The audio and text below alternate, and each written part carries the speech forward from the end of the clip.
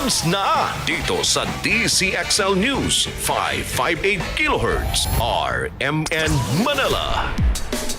Nasa linya po ng ating telepono si Assistant Secretary Irene Dumlao. Siya po ang tagapagsalita ng Department of Social Welfare and Development, DSWD. Good morning po, Asek Dumlao, si Zander po at si Angel.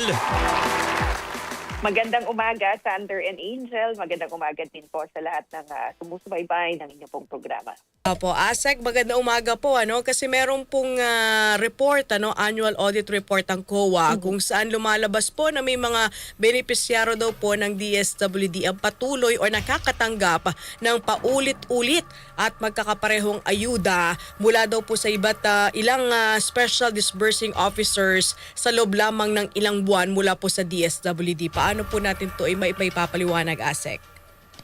Well, unang-una, nais po nating banggitin na recognize po natin, ina-acknowledge natin yung pong COA audit observation for the 2024 implementation of the Ayuda para sa Kapos ang Kita program. Ito po binibigyan natin ng value, yung pong mga obserbasyon na to, and at the same time, ginagalang po natin yung pong constitutional mandate ng COA na tiyakin na may transparency, accountability, and of course, yung proper use ng public funds. At dahil nga po dyan, ang Department of Social Welfare and Development ay nagsumiti po ng komprehensibong kasagutan o explanation doon nga po sa kanilang observation. And bahagi nga po ng aming pong mga nabanggit ay yung pagtitiyak na yung mga rekomendasyon na improvements or enhancements in the implementation guidelines, pati yung pag-adapt ng system, ng management system, ay sinasagawa na po ng departamento. And in fact, yung din pong mga ibang obserbasyon, kagaya nga po ng pag-minimize ng duplicities, pag-ensure na merong pong maayos na verification system, ay siyang ginagawa na po ng departamento. Bawal ho ba na halimbawa po ay nasa ilalim na siya ng isang ayuda program ng DSWD na tumanggap pa siya ng iba kahit kwalipikado? Actually po, based po sa aming pong guidelines, there's always a possibility na kung nakatanggap ka ng halimbawa, ikaw ay miyembro ng Pantawid Pamilyang Pilipino program, pwede kang makatanggap ng assistance to individuals in crisis situation or ng ayuda para sa Kapos ang Kita program. Kasi po, take note na halimbawa yung 4Ps, it's a developmental program and iba yung objective noon. It invests in human capital, particularly in the education and health of children beneficiaries. But at certain point, possible na makaharap o makaranas ng matinding krisis yung miyembro ng pamilya or the entire family. At kinakailangan natin mag-provide ng stopgap measure, mga social safety nets para ma-caution yung impact po nung crisis sa kanila pong pamilya. Let's take the case ng inflation. Kahit na sabihin mong may miyembro ng pamilya sa 40s na medyo may kinikita pero hindi po more than the statutory minimum wage rate. But if because of inflation, tumaas yung mga presyo ng bilihin, pwedeng maka-apekto sa kanila. Kasi nga, ang objective natin, di ba, pinapaangat natin yung antas ng pamumuhay. Pero yung mga sudden crisis po na nararanasan nila, inflation, pagkapatay ng miyembro ng pamilya or pagkakasakit ng isang miyembro ng pamilya, nakaka-apekto po yun sa kanilang antas ng pamumuhay. And kung hindi po natin mabigyan ng karampatang aksyon, there's always a possibility na bumaba sila sa muli sa antas ng kahirapan. And yun po yung kinakaution natin. Kaya po meron tayo mga social safety nets kagaya ng AIX o ng AKAP program. At just to address nga yung katanungan mo, hindi naman po ipinagbabawal na makatanggap pa sila ng ayuda. Sapagkat our guidelines provide naman na na-assess sila ng ating pong mga social workers and ma-establish na in need nga po of immediate intervention. Baka naman yun po yung lumabas sa COA audit na kanilang i-consider as parang duplication, pero baka legal naman po pala. Based on sa kanilang observation, may na-point out din kasi na nakatanggap ng AIX and then nakatanggap din ng AKAP. Again, may possibility kasi na gano'n. Pero again, nagkaroon ng assessment ng social worker. Kasi po, Ang mahalaga naman doon, hindi po pareho ng type of assistance. Hindi parehong financial assistance or hindi parehong cash relief assistance. Kasi nga po, there's that possibility na nagkasakit ang isang miyembro ng pamilya and talaga namang lubha yung pangangailangan na ospital na matagal. So lumapit po kayo sa DSWD and based on the assessment ay eligible for medical assistance under the AIX program. Diba ba? And then nagkaroon ng matinding bagyo. Kahit na sabihin mo nga sa amin, nagkaroon ng matinding bagyo or again, nagkaroon ng inflation.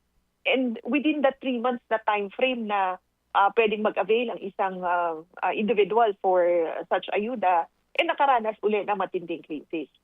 Ang mahalaga nga doon is hindi po pareho yung assistance na inilapit sa DSWD. And again, I go back to the assessment of the social worker. Okay, katulad po nito, ASEC, paano po pinapahusay ngayon ng DSWD ang inyong validation at saka inyong data system para maiwasan na nga po itong duplicate beneficiaries? Yeah, maganda po yan na nabanggit. At yan yung pinapasalamat natin sa COA kasi di po ba yung kanilang observations, yung kanilang recommendations are ang objective naman po kasi niyan ay mas mapagbuti pa po natin yung ating programa para mas maayos yung paggamit ng ating public funds. And we pointed out or we explained to COA na meron nga po kaming ginagawa na bagong sistema. This is actually an improvement of the crisis intervention management system. Ito po, in-integrate niya na yung real-time na client data monitoring. Dahil nga po dyan, pwede nang ma-check from one field office to another. Di ba? Kasi baka meron pong maiwasan yung pumunta siya sa field office NCR, tapos pumunta siya sa DSWD Central Office, humingi ng parehong tulong. But because of the real-time monitoring, real-time data monitoring, yung automated, yung tracking feature, may iwasan po yung ganong risk, no? And at the same time, magiging mas episyente na yung pag-monitor at yung pag-distribute na rin ng financial assistance. Ito ay pinapolish na po natin together with our third-party system developer. And by this year, 2026, I mean to say, ay magagamit na ito ng lubusan. At the same time, meron din kaming create na social registry office na ang gagawin naman nito is magko-cross-match siya noong mga iba't ibang registry at ibang database ng DSWD and ng ibang ahensya ng pamahalaan para makita po natin anong yung iba't ibang tulong na po na naipaabot sa individual. In that manner, mapapanatag po tayo na hindi magkakaroon ng duplication or double dipping sa mga iba't ibang programa ng ating pong pamahalaan. Opo. Ano po itong sinasabi po ng COA na meron daw pong mga limitasyon ang DSWD through a 2024 circular na bawal daw po na yung AKAP beneficiaries ay makatanggap pa ng AIX? Well, ito yung sa 2024. I think this is the 2024 guideline, no? Na enhance na po natin nung pumasok ang taong 2025. Kasi kung matatandaan po, nag-issue tayo ng Joint Memorandum Circular together with DepDev and DOLE at yung mga natutunan natin from the 2024 implementation of the AKAP program ay na-integrate na po natin doon sa JMC ng 2025. Okay. ASEC, ito pa, base din po sa audit report ng COA, meron daw pong bahid ng pamumulitika, partikular dyan sa Calabarzon, kung saan napansin nila na may nakalagay daw pong tarpaulin na may logo ng AKAP kasabay ng pangalan at larawan ng politiko. So paano po natin matatanggal yung political interference sa pamahagi po ng AKAP, ASEC? Yes. That's correct. That was also part of the COA observation na siya rin nating in-address noong na-issue natin yung 2025 JMC. Kasi matatandaan doon po sa JMC, linagay talaga natin na bawal po yung pagpapaskil ng mga tarpaulins, bawal din po yung presensya ng mga political actors sa mga isinasagawa natin ng mga payout events. Yan po ay talagang nakasaad doon sa JMC and in fact, naglagay din tayo ng mga grievance desk sa lahat ng ating mga payouts nang sa gayon, kapag may mga obserbasyon, may mga hinaing reklamo, ay agad po na i-address ng ating pong mga personnel on the ground. And then, aside from that, ay lagi pong ina-announce ng DSWD through different platforms, kagaya ng ating mga 3TI o yung tamang tulong sa tamang impormasyon campaign, na kung saan pinapaliwanag natin sa publiko na DSWD lamang po ang nangunguna sa pagsasagawa ng mga payouts. Kami po yung nagde-distribute o nagsasagawa ng ng distribution, I need to say. And then pinapaliwanag din po namin na hindi po ito programa nino man but ng national government through the DSWD. So we've developed several communication strategies to inform the public na dapat nga talaga, na I mean to say, na ini-insulate ng department yung pong mga programs and services namin from any form of political interferences, because primary po, or we really give value sa pagtitiyak na maayos po yung implementasyon ng aming mga programa at hindi nga po mag-erode yung integrity ng departamento. Kasi tingin ko, in fairness naman po, ASEC sa DSWD, hindi siya kasalanan ng ahensya. Kasalanan po nung LGU, nung politiko dyan sa local na parang, kino-ordinate sa atin, may payout ang DSWD, sige papuntahin natin si Mayor. Parang, tingin ko ganun ho ang nangyayari, ma'am eh. Well, alam niyo naman po, DSWD works closely with various stakeholders, lalo na po sa mga lokal na pamahalaan, because we consider them naman po our partners, especially that, alam niyo po, nagre-request din kami ng logistical support mula po sa kanila, additional manpower, para again, maging maayos at maging safe, secure yung mga isinasagawa natin ng mga payout events.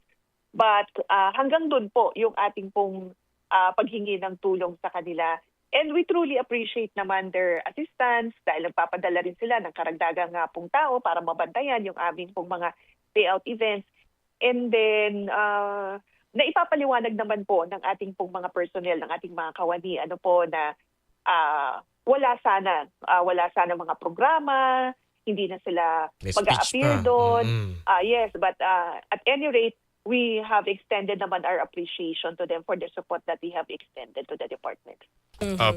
ASEC, sa harap po ng mga ulat na ito na natuklasan po ng COA, meron po bang pananagutan ng DSWD? Kasi nga, meron silang mga napansin na may parang may irregularidad, di ba? So paano po natin to i-reconcile sa COA? At paano po, kumbaga, parang sasagutin ba siya? Oo, yung ganon, ASEC. Yes, actually, we have provided nga po a comprehensive response doon po sa mga naging obserbasyon ng COA, and yung kanila namang pong mga recommendations ay aming ding pong ipinapatupad. As I mentioned, isa nga po yung doon sa adoption ng isang management system which we're currently doing, and hopefully nga ay fully implemented na by 2026. So lahat naman po ito is nasagawa namin. Again, kami po nagpapasalamat sa COA kasi meron po silang gantong mga rekomendasyon na ang layunin naman talaga is pagpapabuti nung implementasyon natin ng mga programa nang sa gayon maging maayos nga po yung paggamit ng pondo ng ating pong gobyerno. So yes, moving forward, these are the actions being done by the department. Opo, at ngayon po ay Pasko na po at bagong taon na rin. Meron po kayong pag-abot program, di ba po ma'am, para po sa ating mga kababayan na wala pong tahanan o kaya po ay namamalimos po ngayong Pasko? Tama po. Ang DSWD, meron po tayong pag-abot program, and we have intensified the implementation of this. Marami po kaming mga isinasagawa ng mga reach-out activities para sa mga families and individuals in street situation.